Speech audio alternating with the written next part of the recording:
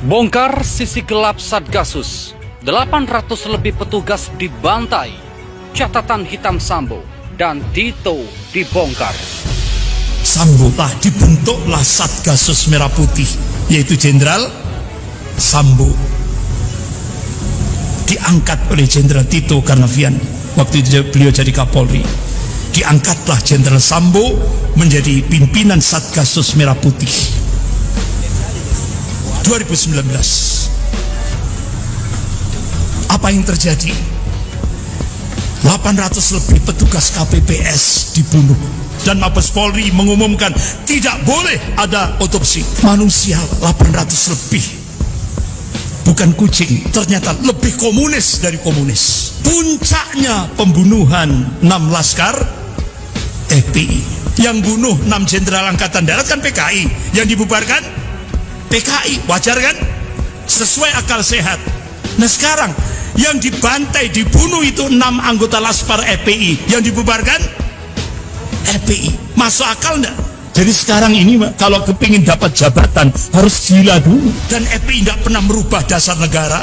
Bahkan yang merubah dasar negara dari Pancasila menjadi Ekasila, Trisila itu kan PDIP.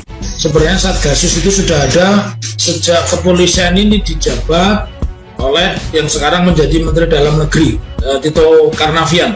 Tito inilah yang merubah wajah polisi menjadi begitu politis, dan polisi ini begitu menghegemoni kekuasaan sampai akhirnya dari hulu sampai hilir jabatan-jabatan strategis itu dipegang oleh polisi.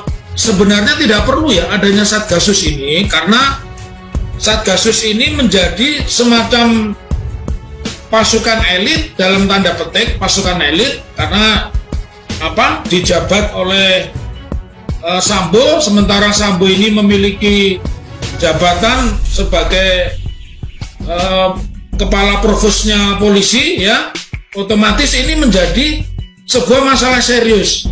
Bahkan Satgasus ini bukan hanya ditakuti oleh orang-orang di luar polisi, Kapolda pun takut.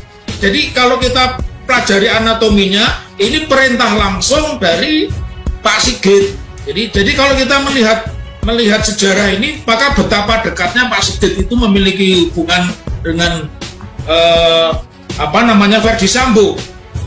Jadi ketika kita memahami kenapa Pak Sigit begitu lama mengambil putusan hingga lebih dari 1 bulan, ya, dari peristiwanya 8 Juli dan seterusnya, ya karena persoalannya memang tidak mudah untuk menetapkan Sambo ini menjadi sebuah tersangka, ya. Jadi ini sebuah jabatan non struktural di dalam Bayangkara, ya, yang khusus untuk Satgasus Merah Putih ini pertama kali dibentuk tahun 2019. Tadi sudah disebut oleh Kapolri Jenderal Polisi Tito Karnavian, ya. Dalam surat perintahnya tersebut, satuan ini memiliki beberapa fungsi. Salah satu fungsi diantaranya adalah melakukan penyelidikan dan penyidikan tindak pidana yang menjadi atensi pimpinan wilayah Indonesia dan luar negeri. Ini kan menjadi kacau. Jadi Tito ini sejatinya yang merusak struktur Polri, merusak mentalnya polisi. Dari tadinya dia sebagai reserse atau reserse kriminal yang profesional, dia bekerja menjadi mata-mata untuk kepentingan politik.